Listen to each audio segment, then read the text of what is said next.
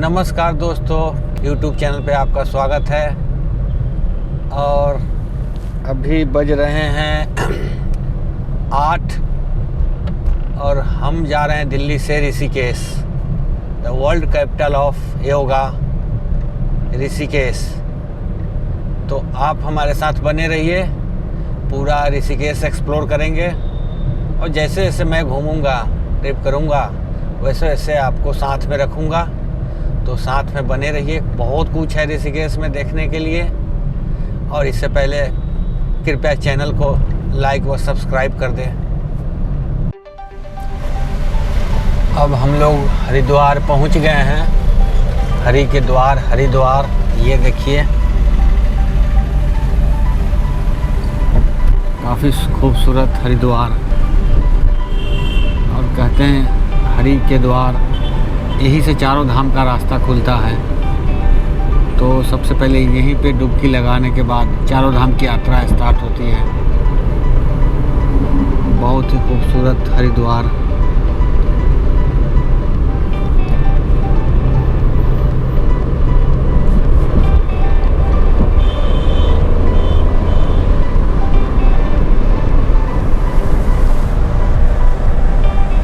अब यहाँ से 20-22 किलोमीटर की दूरी रह जाती है ऋषिकेश के लिए।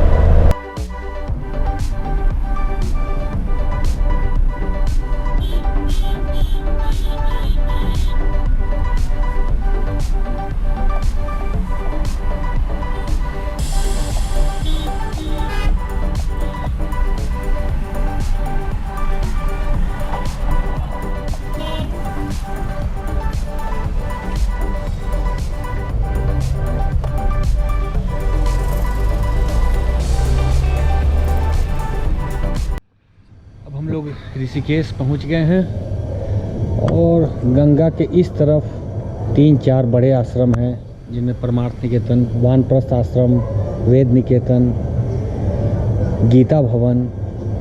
तो अभी सारे आश्रम लगभग फुल है। फिर भी हमने कैसे रिक्वेस्ट करके गीता भवन में एक कमरा लिया और उसमें किचन इंक्लूड था। तो अब यहीं पे मैं चलिए दिखाता हूँ आपको। और चूँकि हमने यहाँ पे अभी 3 या 4 दिन रहना है, तो आश्रम में रहने का मज़ा ही कुछ और है। एक होटल वगैरह में काफ़ी महंगा पड़ता है और वो मज़ा भी आपको नहीं आएगा जो इन नेचुरल पैलेस पे आश्रम में आएगा। शाम हो गया हमें दिल्ली से आते आते। तो अब जाके हमें काफ़ी भटकने के बाद, आइए मैं आपको कमरा दिखाता हूँ। हमारे साथ है रणधीर जी। क्या हाल रणधीर जी? बढ़िया सर। कमरा बढ़िया मिल गया? बहुत बढ़िया हो गया। ये देखिए काफ़ी सुंदर आश्रम है।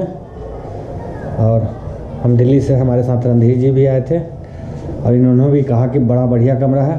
और देखिए, जब भी मैं ऋषिकेश आता हूँ तो कभी मैं बाहर का खाना नहीं खाता हूँ। तो ये किचन इंक्लूड होता है किसी भी आश्रम में। और आपको बर्तन, चूल्हा, गैस सिलेंडर, ये सारे कुछ फ्री में मिलते हैं। आपने बस बाहर से या आश्रम के स्टोर रूम से बाकी दाल, चावल, सब्जी वगैरह ख़रीदना होता है। तो जो हमारी 4 या 5 दिन का ये यात्रा है, इसके लिए हमने जो भी ज़रूरत की चीज़ें थी हमने ले आया है। और काफ़ी देखिए, काफ़ी साफ़ सुथरा और बेहतरीन अरेंजमेंट है। तो यहीं पे हमारा रहना होगा। और यहाँ के आश्रम के बारे में बता दूं कि ये डोनेशन पे चलता है, तो कोई ख़ास नहीं, बस 3 या 400 रुपये पर नाइट का आपको कॉस्ट देना होगा। वही होटल में आपको 1500 से 2000 रुपये लगेंगे। तो यहाँ पे डोनेशन के रूप में आपको 200, 300, 400 रुपये लगेंगे। और ये इस तरह का कमरा आपको मिलेगा, पूरे बेड, ब्लैंकेट वगैरह सारा। बाकी आपका रहने का जो मज़ा आश्रम में आएगा वो होटल में कभी नहीं आ पाएगा। तो हम अभी यहीं से हर दिन एक नई जगह को घूमेंगे और आपको साथ साथ सब कुछ शेयर करते चलेंगे। तो बने रहिए हमारे साथ। और चूँकि अभी टाइम हो रहा है, शाम की बेला है, तो परमार्थ निकेतन में जो आरती का टाइम हो रहा है, तो हम बस वहाँ निकलने वाले हैं। बस वहाँ से मैं आपको आरती दिखाऊंगा। धन्यवाद।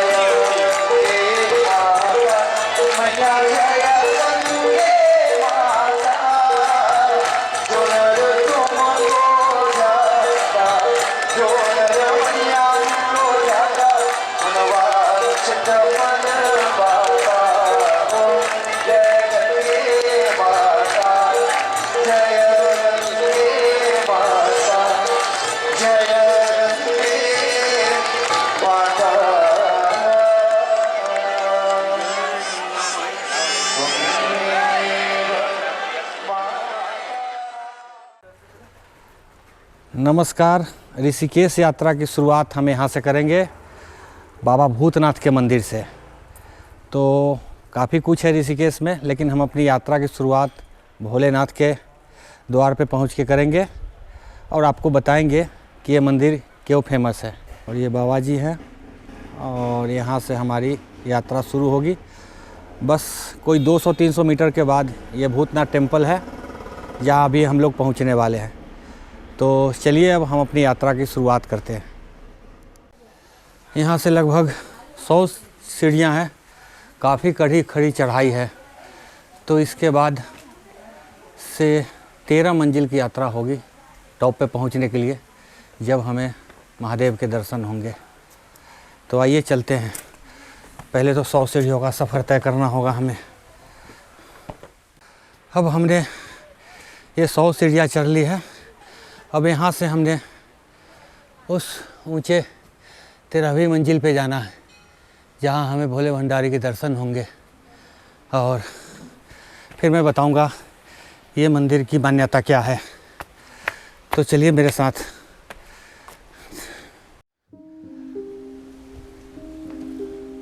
जय भोले भंडारी।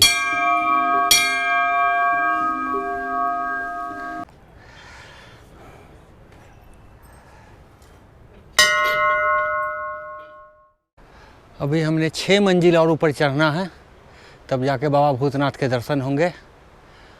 और यहाँ से भी काफ़ी विहंगम दृश्य, ये पहाड़ की ऊंची ऊंची चोटियाँ, ऋषिकेश को इन्हीं पहाड़ों ने खूबसूरत बनाया है। और नीचे बहती माँ गंगे, कितना सुंदर।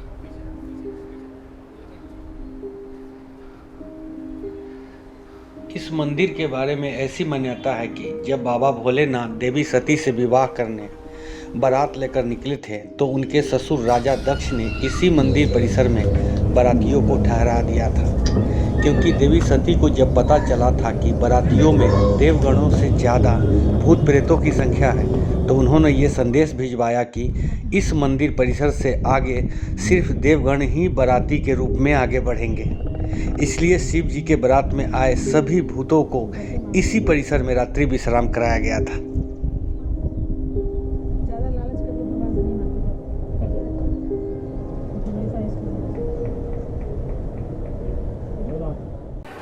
और गंगा आरती के साइड की तरफ का ये लोकल मार्केट,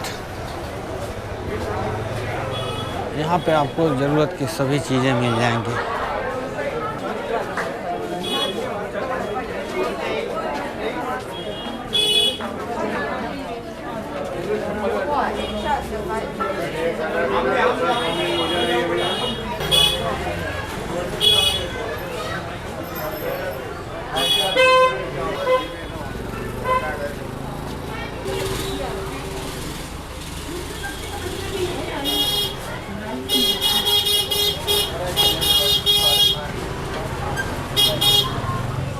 इसको क्या कहते हैं भाई साहब? रामफल। रामफल।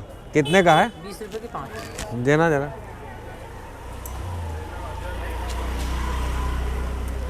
ये यहीं पे मिलता है और मैंने कहीं नहीं देखा इसको। खाली यही होता है ऋषिकेश में। पहाड़ों में इसका पेड़ होता है? पहाड़ों से आता है, छोटे छोटे पेड़ होते हैं। अच्छा, ये सालों भर मिलता है यहाँ? हाँ, सालों भर तो मिलता ही रहता है, वैसे खराब नहीं होता ना, तो हाँ। सालों भर मान सकते हो, मिलता रहता है। ये देखिए, इसको बोलते हैं रामफल। ये सिर्फ यहीं पे ऋषिकेश में ही आपको ये फल फ्रूट मिलेगा। एक्चुअली ये जंगल में छोटे छोटे पौधे होते हैं, उनका फ्रूट है ये, और खाने में सुना है काफ़ी टेस्टी होता है। तो लेट्स ट्राई।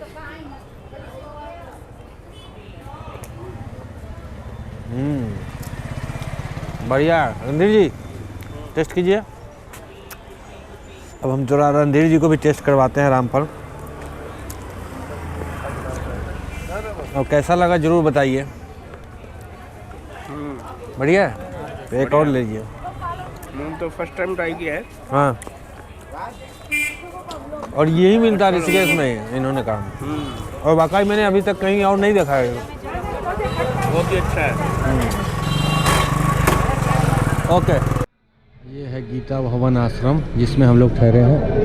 बिल्कुल नेचुरल, ये बढ़िया।